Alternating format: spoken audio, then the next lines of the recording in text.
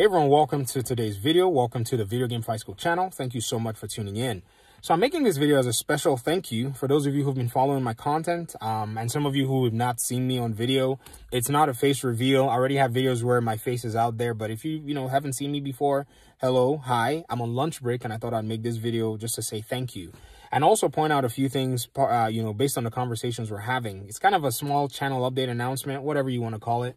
I really don't like doing these. I just want you to just enjoy the content as we go along. So I'm shifting gears a little bit back to some of my original content pieces where I talked about general gaming news while I still focus on Gotham Knights. Gotham Knights is still the focus. Don't worry, that's not going anywhere. But like I've said, I like to highlight the way the developers are highlighting the game. I don't want to talk past what they're saying, and I don't want to talk less than what they're saying. So if they give us any update, you hear me talk about the updates and things that I find interesting in them. For now, some other things are happening within the gaming world that will or will not have an effect on Gotham Knights, so we need to be talking about it. So the past two videos that I've made, I've talked about SpiderMan possibly coming to PC, why I think it's, something that Sony needs to consider. And I'm sure somebody's considered it and, raised it in a board meeting, but probably got shut down or turned down. But it doesn't mean that that's the end of the whole conversation. Microsoft is playing this game, and it didn't seem apparent when they started playing the game. It's a game that needed time for it to mature. A lot of different things are forcing the hands of different gaming magnets to make moves that are unprecedented. So let me point it out to you in this video and see if I can do it in a very short period of time. So number one, Microsoft has Game Pass. You don't need to buy a big old Xbox to get Game Pass. You can play on your PC.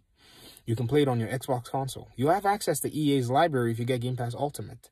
So this is a huge library and a huge chunk of games available to a broad spectrum of gamers. Microsoft looked and saw Sony was already owning a huge portion of the console market, not generally all of it, and went for the PC audience directly. So there was like this weird fine line that was already there. They targeted it and they went, boom, nuked it out of the water. Guess who felt the impact? Not only Sony, Steam also felt the impact. That's why you're getting your Steam Deck very soon. Steam looked and said, we got to find a way to compete with Microsoft. Or maybe that's not what they said. Maybe they had their own vision. But I think it came as a result of seeing Microsoft being serious about gaming this generation. So your Steam Deck is supposed to be somewhere you can carry your Steam library with you. And you know why that's a possibility? Microsoft went with xCloud. You can carry your whole Xbox library with you in the cloud. Game Pass Ultimate provides you a game library in the cloud. So for a small fee of $50, I can convert my phone that I'm recording this video on into a gaming system and play all our wonderful AAA games under a Wi-Fi connection that I would need anyways to play most of them. Isn't that crazy? Imagine if you could start downloading these phones, mobile versions, on your cell phone, which developers might not be out of the question for them to do things like that. iPhones are now up to 1 terabyte in memory. The iPhone 13. Watch out. Mobile gaming or gaming on mobile phones, let's say mobile gaming, is about to become something that you just never thought would happen. And so Sony looked and said, we got to get in on that. So they threw some of their exclusives on PC, and PC players said, bring it. We enjoyed it. Oh. They threw another one. It was first Ghost of Tsushima. I said Ghost of Tsushima, sorry. It was first Death Stranding, then followed by Horizon Zero Dawn. I don't remember which one came first. Was that Horizon? I don't know, whichever. And now there are leaks from NVIDIA saying that Ghost of Tsushima is probably going to join. And then God of War is coming in January. So Microsoft is blazing the trail and forcing these other folks to do this. So when we say bring Spider-Man to PC, Sony, we're looking out for your best interest. I already have played the Spider-Man. Many who enjoy Spider-Man, PC gamers that I know, many bought a PlayStation and played it. Some didn't. Some have waited, but even the waiting game is now, at what point do you want people to still keep waiting for the product when you already know you can bring it to PC? Now, one of my audience members, dedicated audience member, John, I appreciate all of the comments that you've already laid on my video and all your participation. So I also want to take this opportunity to answer your question. You said something along the lines that it will be challenging for them to actually convert the games from the console version to the PC version. And I did a short reply to that comment, but I wanted to go ahead and just add a little bit more in terms of just expounding more on that aspect of things. For the longest time, I thought that console development and, PC development was actually different. Little did I know that all development were done on a PC, and then you just have to say, I want to package this particular game to Xbox or PlayStation or mobile or whatever it is. I've linked a few videos on tutorials on the Unity game development engine on how to actually package a game for Xbox And then you also see some examples on how to package a game for iOS and for Android and all of these other things. It's literally an option on the Unreal Engine. You click File, Package, boom, if you have the APIs anyways. I mean, the APIs don't come native with those free engines. You have to reach out to Microsoft and Sony for them to give you their API to be able to package. I don't know if it's an API they call it, but that's what I call it, to be able to package games on them. And then there are also documentaries that you watch within, you know, Sony in the development of, say, God of War, another development video on a little bit about The Last of Us as well. And you'll see that the development teams are sitting with computers in front of them. They're using the computers to develop the game based on Sony's own development engine, and then they put it on a console to test and run. It's an easy way to do things. It costs Sony probably less money in terms of, say, they'll have to develop that game for all 3 platforms.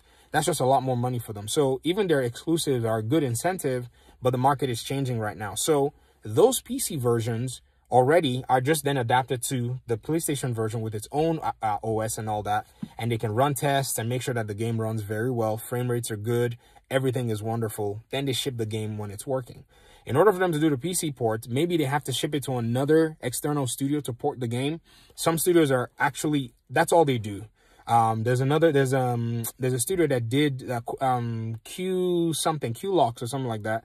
They ported Mortal Kombat 11 to PC. So NetherRealms already did all of the work for PlayStation and Xbox, and then they sent the game to Q-Locks, or I think it's QLOC. They're a Polish studio, and their job is just porting games to whatever format you want it. So what they do is they take those files, they have the engine or something, and then they just work on getting the game to a PC version that works. That's all it is. And so games like that are just very, you know, in a sense, they vary. And even what's interesting is Mortal Kombat 11 is built on the Unreal Engine. So even the development team just needed their help more than anything to get the PC version to come out at the same time as the console version. So I hope that's something that we understand. It's simply a matter of them just getting a team together to just finalize and polish the PC version and make sure accessibility options, those extra things that actually come on PC, because a PC game will have all kinds of really fun stuff. You can take a PC game and add accessibility options that can even make a player play a game with voice alone. Some players, they play their games by voice. They can't play their games because of certain, you know, maybe they have preferences, in some cases maybe disabilities, and PC opens the door for those accessibility options, which could take 8 months, maybe a year, or if they're doing it simultaneously, it can launch at the same time with the game.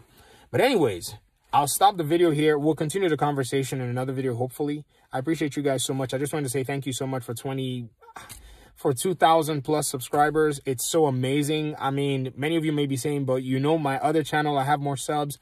But no.